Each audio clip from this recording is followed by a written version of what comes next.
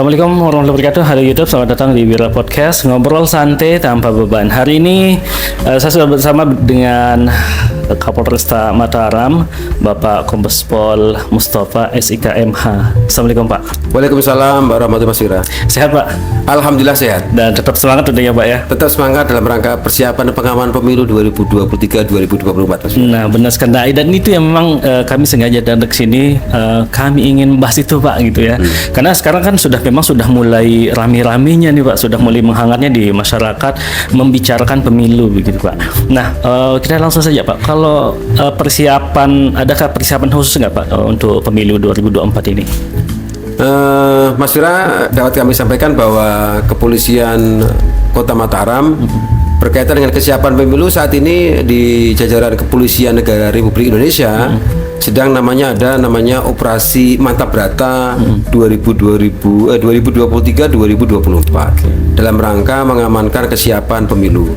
Khusus di Polda NTB kita ada namanya sandi operasi Mas Fira, namanya Operasi Mantap Brata Rinjani 2023 dan 2024. Jadi tahap pertama kegiatan OMB ini berlangsung selama 22 hari. 22 hari dari katakanlah Oktober sampai dengan nanti bulan Maret. Jadi 222 hari sudah dipersiapkan dalam rangka menghadapi pengamanan pemilu baik Pileg maupun Pilpres di tahun 2023 dan 2024. Ada perbedaan nggak Pak yang mungkin dengan pemilu sebelumnya atau di pemilu 2024 ini ada perbedaan mungkin dari segi pengamanannya atau apa, mungkin atau masih sama saja? Kalau dari sisi pengamanan saya rasa masih sama.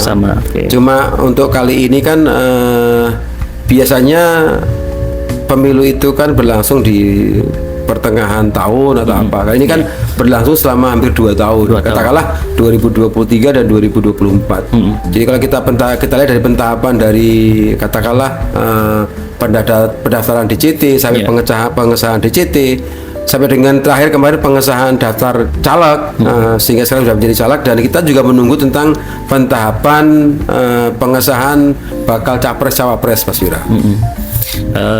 Begini Pak, selain dari yang sudah ditentukan misalnya gini Pak, kalau dari Bapak nih sebagai Kapolres ada di luar itu, maksudnya ada kegiatan di luar itu nggak yang mungkin inovasi kegiatan atau apa begitu Pak?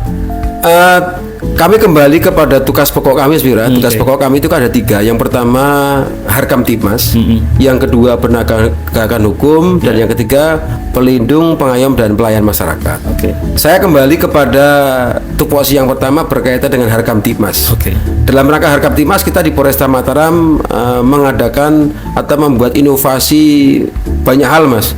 Jadi yang pertama itu namanya Safari Kamtibmas. Safari Kamtibmas itu setiap Jumat. Saya selaku Kapolres bersama seluruh rekan Babin Kamtibmas yang beragama Muslim, kami akan datang ke masjid. Kemudian kami akan mengambil waktu selesai sholat Jumat untuk kami melaksanakan namanya himbauan Kamtibmas.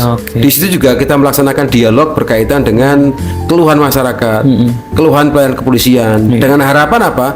Dengan harapan kita bisa memberikan pelayanan yang terbaik kepada masyarakat mendasari pada koreksi masyarakat. Itu untuk yang Muslim. Tapi untuk yang Hindu kita juga melaksanakan namanya program Simakrama. Contoh kemarin kita bersama dengan Bapak Kapolda melaksanakan Simakrama di salah satu pura di Desa Suranadi di wilayah Narmada. Di sana kita juga melaksanakan dialog, kita juga melaksanakan baksos. Kemudian terobosan yang berikut berkaitan dengan kegiatan kita ya Polresta Mataram peduli tempat ibadah Mas. Jadi gini Mas Wira, jadi hampir setiap Jumat kami mencari masjid atau mencari pura yang sementara dibangun, kita melaksanakan bantuan sosial berupa semen. Jadi rata-rata per masjid kita berikan 30 sak. Setiap minggu rutin kita laksanakan. Mohon maaf Pak, itu dananya apa? Memang disiapkan atau dari mungkin personil? Jadi gini Mas, kita punya katakanlah ada beberapa rekanan dari Polresta Mataram yang mereka sebenarnya pengen membagikan barang tersebut atau semen tersebut. Jadi mereka minta tolong kepada kita dari Polresta Mataram untuk membantu mendistribusikan. Nah, itulah yang saya coba saya manfaatkan dengan teman membantu semen, saya manfaatkan dalam rangka membantu Harkamtibmas. Jadi setidaknya kan pada saat saya datang ke masjid, saya datang ke pura ini kan tidak dengan tangan hampa. Ada hal yang saya bawa sehingga kita mudah komunikasinya dengan masyarakat. Jadi Pak Kapolres datang bukan hanya ngomong, tapi sambil himbauan aja. Iya. Jadi dengan membawa kata-kata semen untuk kita berikan kepada masyarakat. Benar. Kemudian program yang lain juga masih ada Sambang Duka, Mas. Sambang Duka itu saya wajibkan bagi kami Babin Kamtibmas saya, kalau ada warganya yang kedukaan, kami wajibkan dia kalau kita di Jawa namanya melayat lah. Kita datang ke tempat kedukaan sambil berempati kepada warganya yang kedukaan. Jadi itu beberapa hal yang kami laksanakan terobosan kreatif saya. Namun tujuan utamanya satu, Mas. Polisi hadir di tengah-tengah masyarakat. Polisi mampu memberikan himbauan Kamtibmas dan mampu memelihara Kamtibmas pada saat mereka berhubungan langsung dengan masyarakat. Semakin banyak kita berhubungan dengan masyarakat, yang dulunya kan gini, Mas, tanda kutip. Orang dulu kan kalau ketemu polisi itu kan pasti segan, image-nya kan ya selain segan, image-nya kan kalau dulu kan polisi suka mencari-cari kesalahan. Suka menilang lah, suka nakut-nakutin. Nah, inilah yang coba saya bangun di masyarakat, khusus di wilayah hukum saya, bahwa polisi yang dulunya tukang nunggu di kantor, sekarang saya ubah, kita yang turun ke bawah melayani masyarakat, Mas Wira. Oke.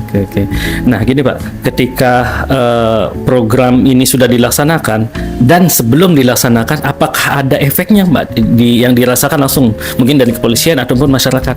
Yang kami rasakan kalau dari sisi kami dari kepolisian, kami sekarang merasa lebih memiliki banyak teman, Mas.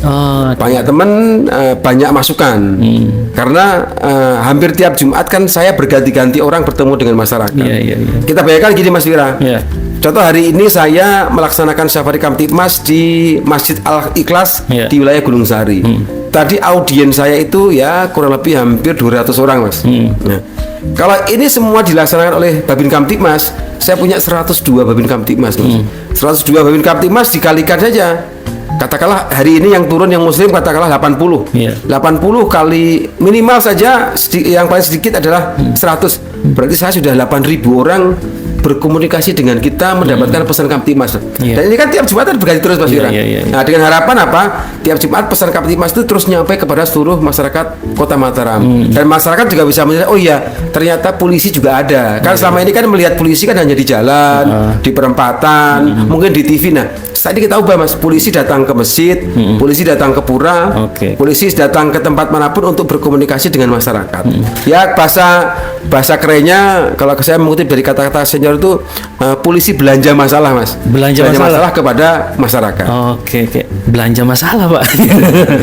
Oke. Tapi memang langsung dirasakan oleh masyarakat langsung gitu. Masyarakat juga menyampaikan merasa lebih nyaman berkomunikasi dengan masyarakat, Mas. Contoh gini, banyak pada saat kita safari Kamtibmas itu ngomong begini, Pak, saya kalau datang ke Polres takut, Pak. Takut. Karena selain takut saya ditanya-tanya, kedua tetangga saya juga tanya, Pak Kaling, Pak ini datang ke Polres ada masalah apa? Jadi karena gitu konotasinya kalau masyarakat datang ke kepolisian ada masalah gitu. Makanya kita balik saja, kenapa biar polisi yang datang ke masyarakat, biar tidak ada takut lagi. Pada saat safari itu saya perbolehkan mengkritik apa saja boleh, Mas. Sambil saya sebenarnya mengevaluasi kinerja anggota saya. Saya langsung tanyakan kepada Pak Kalingnya, Pak Kadusnya, Pak Kadus, anggota saya udah bagus belum? Anggota saya rajin belum? Kalau nggak rajin biar saya tegur. Kalau kurang sering turun ke masyarakat biar saya ingatkan. Ini yang saya kerjakan. Jadi pola yang dulu top down, apa kata pimpinan, sekarang saya ubah, Mas. Button up dari masyarakat, kita terima masukannya. Mungkin Pak Polisi kurang patroli, Pak Polisi kurang sambang. Ini yang saya kerjakan, Mas. Kalau pengalaman selama ini Pak Kapolres, ketika Bapak datang langsung ke masyarakat, ada nggak cerita Bapak yang ya berkesan gitu, ada nggak? Kalau berkesan banyak, Mas, karena hampir tiap minggu itu kan saya bisa 2-3 kali datang ke masyarakat, Mas. Ya akhirnya banyak kesan yang akhirnya kita tahu banyak persoalan masyarakat. Contoh seperti ini, Mas. Di salah satu desa di Linsar itu ada angka pernikahan dininya cukup tinggi bagi anak perempuan, Mas. Jadi anak 14 tahun di sana di salah satu desa 14-15 itu sudah banyak, katakanlah 80% mereka nikah, Mas. Keluhan kepala desa, saya kaget juga. Akhirnya saya ngomong Pak Kades, kenapa nggak kita buat, saya sediakan puluhan saya cantik, puluhan saya menarik untuk mengadakan ceramah di sekolah. Dengan harapan apa? Anak-anak perempuan yang masih kelas 3 SMP ini bisa melihat, oh iya, kalau saya tidak menikah dini, saya bisa menjadi seorang polisi. Saya bisa tampil menarik. Nah, ini yang saya kerjakan, Mas. Di luar berbagai macam persoalan sosial, Mas. Contoh, kita juga karena kita datang ke masyarakat, akhirnya kita tahu, oh, rumahnya bapak ini perlu rehab, akhirnya kita komunikasi dengan Kementerian Sosial. Contoh yang paling dekat adalah kami di namanya Desa Gegelang. Desa Gegelang itu di wilayah Kecamatan Linsar. Ada salah satu dusun Gegelang ini, airnya tercemar bakteri E. coli. Jadi tidak layak dikonsumsi oleh masyarakat. Dari cerita itu kami berkomunikasi dengan Kementerian Sosial, dengan Bapak Kapolda. Akhirnya mendapatkan bantuan untuk sumur bor, Mas. Sumur bor yang airnya dengan kedalaman 75 meter ini sudah tidak tercemar bakteri E. coli. Dan masih banyak lagi, Mas. Jadi hampir semua, ada TPQ, ada masjid kita, karena kita tiap Jumat turun, banyak yang bekerja di masyarakat, Mas. Jadi sebenarnya dari kegiatan ini efeknya meluas, Pak, ya. Artinya tidak hanya tugas kepolisian. Ketika misalnya masyarakat butuh dinas kesehatan misalnya atau instansi yang lain, jadi menyambungkan begitu, Pak, ya, dengan instansi lain lah begitu. Iya, Mas Wira, kan banyak permasalahan sosial yang akhirnya diceritakan kepada kami, Mas. Contoh katakanlah di wilayah sebagian Linsar ataupun Gunung Sari, ada banyak dusun yang dia tempat memproduksi katakanlah arak gitu. Iya. Karena saya rajin razia, pasti di pesan-pesan Kaptipas yang dia, Pak Kapolres terakhir mungkin saya minta jangan sering-sering razia. Nah, akhirnya saya berkomunikasi dengan Dinas Koperasi Lombok Barat bagaimana mencarikan solusi, Mas. Solusi kan ya tidak selamanya memproduksi arak ini kan kita biarkan. Tentunya kalau kita merazia, kita melarang, kita harus memberikan solusi kepada produsennya. Yang bisa memberikan solusi ini kan pasti kan instansi pemerintah, Mas. Kalau saya kan hanya melaksanakan penegakan hukum berkaitan dengan tipiring. Nah, tapi sudah mulai berjalan, Mas. Karena bisa dibilang hampir semua persoalan yang muncul di Mataram itu, ya kalau kami persentase mungkin 60-70% bermula dari mengkonsumsi minuman keras. Apakah sulit tidak merubah mindset masyarakat yang dulunya takut, segan terhadap kepolisian, dan sekarang merubah itu sulit tidak, Pak? Menurut kami tidak ada yang sulit, Mas Vira. Yang penting sama halnya dengan kita belajar. Jadi kalau pelaksanaan itu dilaksanakan kontinuitas atau terus menerus, saya rasa gak ada masalah, Mas. Karena contoh pada saat pemberlakuan elektronik tilang, semua mencoba mengakali dengan melepas plat nomornya dan lain sebagainya. Tapi begitu kita penindakan hukum tilang ini terus kontinu, kita bisa melihat bahwa masyarakat Kota Mataram sekarang tertib, Mas. Kita bisa melihat pagi hari, sore hari, yang dulunya orang melintas tidak menggunakan helm, sekarang orang tertib menggunakan helm dengan baik. Yang dulunya jalan udara ditakuti karena sering dibuat balapan liar, sekarang mulai berkurang. Dulu yang kena potbrong, orang sering komplain dengan kita kena potbrong, sekarang sudah mulai berkurang dengan komplain kena potbrong. Jadi rata-rata yang datang ke Mataram menggunakan kena potbrong itu orang yang berasal dari wilayah luar Mataram, apakah dari Lobar, dari Lombok Tengah, Lombok Timur, yang mungkin malam minggu atau siang-siang ada keperluan datang ke Mataram. Tapi terus kami laksanakan secara kontinu, ya. Alhamdulillah sebenarnya hari ini tidak ada persoalan yang tidak terselesaikan, Mas. Biar semua bisa diselesaikan gitu, Pak, ya. Ya, Mas. Baik, Pak. Izin, Pak, sebelum lanjut kita boleh minum kopi.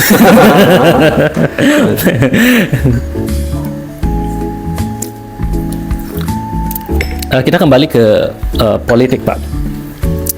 Menurut Bapak, yang kemungkinan yang biasanya atau yang kemungkinan bisa masalah yang muncul kalau di dalam perpolitikan begini apa, Pak? Mungkin di tengah masyarakat lah begitu. Pengalaman 2019, Mas Wira, 2019, sekarang 2023, 2024. Di NTB ini ada, ya kalau kita bicara ke media sosial, ada media sosial Instagram, kemudian Facebook. Di NTB ini orang lebih banyak menggunakan Facebook. Facebook ya betul. Jadi problem yang muncul beberapa tahun terakhir ini adalah ujaran kebencian ataupun menyebarkan berita bohong yang ada di media sosial. Benar-benar. Jadi yang sering muncul itu Mas, katakanlah broadcast yang sifatnya berkaitan dengan menjelekkan salah satu pasangan calon atau menjelekkan salah satu caleg itu di 2019 Mas.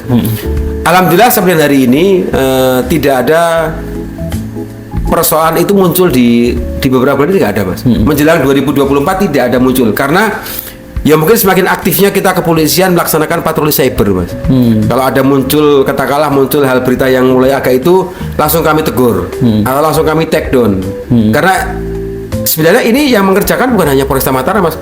Seluruh kepolisian di negara Indonesia diperintahkan untuk aktif berpatroli cyber. Jangan sampai ada hal-hal berita bohong, ujaran kebencian yang bisa mengganggu pada pelaksanaan pemilu 2024. Saya contohkan dari 2019 penyebutan kata-kata katakanlah C dan apakah itu kan sangat mengganggu. Akhirnya muncul kata-kata aliran dan sebagainya, akhirnya membuat situasi kan tidak bagus Mas. Seolah-olah bahwa pemilu 2019 itu ya luar biasa gentingnya. Padahal kalau kita bicara pesta demokrasi itu kan yang namanya pesta Mas Wira kan harusnya happy harusnya happy bahagia. Ini yang kita harapkan. Kami juga menyampaikan kepada masyarakat, tolong di sharing dulu sebelum di-share, di-sharing dulu, dicek dulu. Ini beritanya benar atau tidak. Karena sudah mulai ini rutin saya laksanakan patroli cyber Mas. Saya mencontohkan gini. Mungkin beberapa minggu yang lalu ada anak sekolah meninggal di salah satu SD di wilayah Taliwang. Jelas bahwa meninggalnya keterangan dokter karena ada penyempitan di batang otak. Tapi ada masyarakat katakanlah ibu-ibu ini yang tidak tahu, dia cerita dari pamannya, dia menulis bahwa meninggalnya karena dikeroyok dan sebagainya. Yang kemudian malah orang tuanya loh. Saya sebagai orang tua ini meninggalnya karena ini kok malah ditulis seperti itu. Contoh yang kedua, akhirnya berita kemana-mana Mas. Akhirnya malah bapaknya orang tuanya datang ke Polres, Pak saya mau klarifikasi, anak saya meninggalnya bukan karena dianiaya, bukan karena dikeroyok, tapi karena seperti ini. Ini ternyata kan berita bohong ini kan menyebar kemana-mana. Banyak orang telepon. Contoh yang kedua, ada peristiwa laka lantas di wilayah Mataram Mas. Kemudian si anak ini mungkin menyampaikan kepada orang tuanya di pulau sebelah. Akhirnya ibunya menyampaikan bahwa ada razia terhadap mahasiswa dengan plat nomor sekian gitu. Akhirnya kita buru Mas Ibu ini. Ternyata posisinya di salah satu kota di Bima. Kita periksa. Ternyata dia hanya mendengar cerita dari cerita. Akhirnya ya dari dua peristiwa itu kan akhirnya mereka sama-sama membuat video klarifikasi, memohon maaf. Nah, kita berharap bahwa ke depan semakin tidak ada orang yang mudah kemakan akan berita bohong. Karena mohon maaf di kepolisian kita bisa melacak tentang IP address, tentang email dan sebagainya. Jangan sampai karena salah meng-share berita malah kita menjadi orang yang teradu atau dilaporkan oleh salah satu pihak yang merasa dirugikan. Iya, kadang-kadang mungkin karena istilahnya gabut Pak gitu ya, gabut nggak mau ngapain jadi asal share-share aja begitu Pak. Nah, ada pertanyaan sebagian masyarakat juga begini Pak, terkait dengan yang sudah masyarakat tahu itu ada Babin Kamtibmas Pak gitu. Nah, muncul lagi ada namanya polisi lingkungan gitu Pak. Nah, mungkin kita bisa sedikit di situ polisi lingkungan ini apa sih sebenarnya dan perannya nanti di pemilu ini seberapa vital sih Pak gitu. Mas Fira dapat kami sampaikan gini Mas. Saya memiliki 102 Babin Kamtibmas. Itu kalau di kota Babin Kamtibmas di tingkat kelurahan. Kemudian kalau di Lombok Barat, Linsar Namar Gunung Sari di tingkat desa. Padahal kita melihat bahwa satu desa membawai 5 sampai 6 dusun. Sama halnya di kota, satu kelurahan membawai 6, ada yang 5, ada yang 6, ada yang 7 lingkungan. Kalau hanya mengandalkan satu orang babin, sentuhan kepada masyarakat kurang Mas. Nah, makanya kami mencoba melapis dengan programnya Bapak Kapolri. Kalau di luar Mataram kan namanya polisi RW. Tapi kalau kita di Mataram kan RW nggak ada Mas. Dari RT langsung ke lingkungan. Makanya kami tempatkan sebanyak 665 Polri berada di tiap-tiap lingkungan dan berada di tiap-tiap dusun. Tujuan utamanya yang pertama menyelesaikan berbagai macam persoalan yang ada di masyarakat Mas. Jadi kita tugaskan datang dulu ke desa, ke lingkungan, memperkenalkan diri dengan harapan apa? semakin banyak polisi yang turun ke lingkungan dan semakin banyak polisi yang turun ke dusun. Harapannya itu dulu, Mas. Kemudian semakin banyak yang polisi turun. Dulu kan setiap kali persoalan kan harus datang ke kepolisian. Katakanlah ada pencemaran harus datang ke polsek. Nah, dengan semakin banyaknya polisi ini malah kita mengharapkan kalau ada persoalan yang bisa diselesaikan di tingkat lingkungan, silakan diselesaikan, Mas, dengan pola-pola Polmas, perpolisian masyarakat. Jadi konsepnya polisi lingkungan itu mendasari pada Polmas, Mas. Dulu namanya mungkin ada FKPM, Forum Kemitraan Polisi dan Masyarakat. Jadi diperbolehkan untuk menyelesaikan persoalan di tingkat lingkungan maupun dusun. Dengan catatan, Mas, si katakanlah si pelaku tidak keberatan. Jangan juga karena diperbolehkan menyelesaikan sebuah persoalan malah merugikan salah satu pihak. Prinsip dasarnya menggunakan RJ, restoratif justice, pengembalian hak-hak pada korban. Namun juga jangan memberatkan. Contoh gini, karena dipukul sekali tiba-tiba korban minta ganti rugi 200 juta, kan tidak masuk akal. Yang penting prinsipnya jangan merugikan salah satu pihak dan melibatkan elemen masyarakat, Babin Kamtibmas, Babinsa, Pak Kaling, bisa Pak Kadus, bisa Pak Kades, tokoh agama, tokoh masyarakat, sehingga proses penyelesaian itu transparan, Mas. Kembali ke polisi lingkungan, memang saya launching sejak tanggal 1 Mei 2023, Mas. 665 polisi lingkungan. Berarti lebih banyak dari Babin Kamtibmas ya? Saya gabungan itu, Mas. Digabungkan. Kemudian kalau kita bicara TPS, ya ini kaitan dengan pemilu. Polisi lingkungan saat ini sudah saya tugaskan, dia sudah mulai mengetahui, Mas. Saya katakanlah tinggal di lingkungan Dasan Agung. Dia sudah mulai tahu lingkungan ini jumlah DPT-nya 1000, perempuan berapa, laki-laki berapa. Polisi lingkungan kita harapkan sudah bisa memetakan tokoh agama siapa yang harus saya deketin, tokoh masyarakat siapa yang harus saya deketin. Dan itu juga sudah saya buat kayak semacam hyperlink gitu, Mas. Jadi kalau saya klik satu di papan nanti ada datanya. Saya klik satu gitu sudah akan muncul nama Kaling, nama polisi lingkungannya, nama tokoh agama, tokoh masyarakat, semua ada nomor handphonenya, Mas. Dengan harapan apa? Kita bisa langsung menyentuh. Kembali ke pengawalan pemilu, kita harapkan kalau masalah anggota saya atau polisi lingkungan sudah menguasai wilayah, Mas, mereka gampang dalam hal mengamankan pemilu. Kalau dulu, mohon maaf, dulu pengaman pemilu itu kan 1 minggu anggota baru tahu dia jaga di TPS mana. Tapi kalau sekarang saya di Polres Mataram, mulai sekarang sih dia sudah bisa ancang-ancang. Saya bakal pam TPS di dusun Buku Tinggi. Saya sudah bakal pam di TPS lingkungan di wilayah Monjok. Saya sudah tahu di wilayah Taliwang. Saya tidak akan berubah banyak. Dengan harapan apa? Semakin polisi dikenal di wilayah itu, semakin gampang polisi menyerap informasi, semakin gampang menyelesaikan berbagai macam persoalan yang terjadi di lingkungan maupun dusun, Mas. Dan sekarang udah terjadi begitu, Pak. Maksudnya udah banyak polisi lingkungan bisa menyelesaikan kayak semacam sengketa atau permasalahan dan masyarakat udah terjadi gitu. Sudah mulai jalan, Mas. Jadi gini, saya sudah saya lombakan tahap kedua, Mas. Dilombakan, Pak? Saya lombakan. Jadi lombakan tahap pertama itu Mei Juni, 2 bulan. Tahap pertama. Tahap kedua sekarang saya lombakan lagi dari Agustus September, Oktober, November. Jadi saya bagi dari 2 kelas, Mas. Kelas Babin sendiri, kelas polisi lingkungan sendiri. Yang dilombakan apanya, Pak? Dalam lomba ini ada beberapa parameter, Mas. Parameternya keaktifan di media sosial. Semakin banyak dia upload kegiatan, berarti semakin bagus. Yang kedua, banyak-banyakan proses penyelesaian persoalan di masyarakat. Yang berikutnya, banyak-banyakan sambang ke masyarakat. Jadi saya ada sekitar 7 parameter untuk menjadikan dia menjadi seorang juara. Dan cara penilaiannya pun saya bukan saya yang menentukan, tapi ada tim dari sisi multimedia, dari sisi Babin Kamtibmas, dari sisi Bimas, dari sisi kehadiran, dari semua aspek coba kita perhatikan sehingga nanti penentuan juaranya lebih bisa dibilang transparan dan adil, Mas. Oke. Jadi semakin ini ya, biar mereka lebih semangat juga gitu. Iya, Mas. Kalau yang gitu ya. tahap kedua ini, juara pertama saya kasih hadiah 3 juta, juara kedua 2,5 juta, juara ketiga 2 juta. 2 kelas, Mas. Oke, 2 kelas. Kelas Babin sendiri, kelas polisi umum sendiri. Namun tetap dalam wadah polisi lingkungan. Karena kalau saya jadikan satu, Mas Wira, tentunya Babin akan juara karena dia udah lama berbaur dengan masyarakat. Makanya saya bedakan antara kelas Babin dengan kelas polisi umum.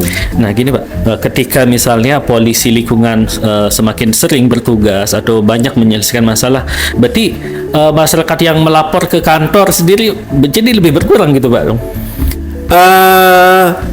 Bisa dibilang berkurang dari tahun sebelumnya turun, Mas. Tapi ya untuk beberapa perkara memang tetap stabil, contoh penipuan, penggelapan, kemudian pencurian, itu masih ya naik turunnya sama, Mas. Tapi kalau perkara-perkara berkaitan dengan mungkin pencemaran nama baik, kemudian katakanlah membicarakan tetangga, itu mulai turun, Mas. Karena apa? Memang searahkan silakan kalau persoalan itu bisa diselesaikan di tingkat lingkungan atau dusun, diselesaikan saja. Karena apa? Menghemat pembiayaan, Mas. Kita bayangkan ini, Mas. Masyarakat dari desa Bukit Tinggi atau desa Gegelang atau manapun atau Buk-Buk datang ke Mataram, dia harus naik motor, Mas. Tentu bensin berapa? Kemudian yang kedua, ya kalau dia tidak makan. Tapi kalau bisa diselesaikan di dusun, orang kan tidak perlu datang ke kantor polisi, Mas. Iya benar-benar. Jadi istilahnya apa ya? Istilahnya masalah sosialnya dia juga berkurang, Mas. Kalau tadi kembali ke awal, jangan sampai dibilang ke polisi ngapain, jangan sampai ada masalah. Jadi terkesan kalau datang ke kantor itu mungkin lebih lebih apa ya gitu Pak ya, kayak kesannya masalahnya besar sekali begitu. Biasanya gini, Mas, masyarakat sendiri, Mas, mengkonotasikan bahwa kalau datang jadi kayak masih gini, kayak masih ada hal yang tabu kalau datang ke kantor polisi, menurut saya. Takut dibilang bermasalah, dilabel orang yang suka menimbulkan persoalan. Padahal ya sebenarnya di kantor kepolisian kami juga sudah mulai merubah stigma, siapapun datang kita terima dengan baik, nggak ada persoalan sebenarnya, Mas. Tapi memang kembali lagi, memang merubah sesuatu yang sudah melekat, mengakar itu mungkin berat juga sebenarnya Pak gitu ya. Tapi dengan kehadiran Babin, polisi lingkungan ini bisa menjawab itu semua begitu Pak ya. Baik Pak, kita sudah semakin di bagian akhir. Apa ingin Bapak sampaikan kepada anak-anak milenial Pak, terutama mungkin kita kembali ke pemilu Pak, yang mungkin baru memilih atau baru tahu namanya politik, atau mungkin kadang-kadang anak-anak muda kan kadang lagi senang-senang sekali gitu, lagi semangat sekali mendukung calonnya atau apa. Nah mungkin ada atensi nggak Pak untuk anak-anak yang Gen Z atau anak-anak milenial gini Pak? Jadi ya berkaitan dengan pemilu, Mas Wira, kami mengajak seluruh masyarakat khususnya yang anak-anak muda atau Gen Z, Gen milenial, mari kita sukseskan terselenggaranya pemilu 2024 ini dengan gembira, dengan semangat. Karena sekali lagi bahwa suara adik-adik milenial atau Gen Z ini sangat dibutuhkan. Karena apa? Masa depan bangsa ini bisa bilang dipertaruhkan pada saat pemilu. Pilihlah pemimpin, pilihlah caleg yang memang Anda yakini memiliki kualitas yang bagus, memiliki hal yang sifatnya bisa membantu masyarakat dalam hal kemajuan dan pembangunan. Karena apa? Dengan peran sertanya adik-adik usia milenial maupun Gen Z ini, tentunya masa depan kita semuanya, apakah Mataram pada khususnya, NTI pada umumnya, akan dibawa ke dalam 5 tahun ke depan. Jadi itu juga merupakan salah satu juga parameter dibilang suksesnya pemilu, Mas. Semakin tinggi banyak pemilih yang datang ke TPS, bisa dibilang itulah suksesnya pemilu. Dan semakin rendahnya konflik, semakin rendahnya gugatan di Mahkamah Konstitusi, itu juga bisa dianggap bahwa demokratisasi ternyata berjalan dengan baik. Tapi kalau tidak, masih banyak protes kan, berarti kan masih ada hal yang masih tanda tanya, Mas. Nah, yang paling umum Pak sering terjadi ketika pemilu money politik Pak gitu. Ya mungkin menurut Bapak bagaimana nih? Kadang-kadang tapi begini Pak, kadang masyarakat itu seolah menunggu Pak, menunggu dikasih money politik itu gitu. Kalau menurut Bapak bagaimana tuh Pak? Ya kalau menurut saya kan sudah banyak iklan, Mas. Sudah banyak iklan. Apakah masa depan bangsa ini akan hanya dipertaruhkan dengan uang katakanlah 200.000, 100.000. Katakanlah kita bilang gini, Mas. Dalam waktu 1 tahun ada 365 hari, dikalikan 5 udah berapa ribu hari. Katakanlah 200.000 dibagi sekian ribu hari, 1 rupiah pun nggak dapat kan, Mas. Iya. Ya, berarti apa? Jangan sampai hanya karena uang kita salah memilih wakil kita. Jangan karena hanya uang salah memilih siapapun, sehingga masa depan kita hanya dipertaruhkan dengan uang 200.000. Dan yang paling utama, sekarang sudah ada Bawaslu, ada KPU, terutama Bawaslu dalam hal pengawasan tidak pidana pemilu sudah semakin bagus, Mas. Jadi kalau ada money politik, silakan masyarakat melaporkan kepada Bawaslu atau Gakumdu terdekat, bisa ke Polresta Mataram, ke Polda. Kalau ada silakan dilaporkan, Mas. Karena apa? Di situ ada pemidanaan berkaitan dengan money politik ataupun kegiatan pemilu yang berbau uang, Mas. Itu bisa dipidanakan berarti. Ya, bisa dipidanakan, Mas. Berkaitan dengan money politik kan bisa dipidanakan, Mas. Iya, benar-benar ya. Jadi jangan hanya karena ini jadi malah panjang urusan begitu, Pak. Satu lagi, Pak, terkait dengan netralitas Polri untuk apakah memang ada atensi khusus mungkin untuk anggota di Polresta Mataram, Pak? Kembali kalau kita bicara netralitas polisi, Mas Wira, di pasal 18 ayat 4 Undang-Undang Nomor 2 tahun 2002, bahwa di situ jelas bahwa larangan berpolitik praktis bagi seluruh masyarakat, bagi seluruh anggota kepolisian negara Republik Indonesia.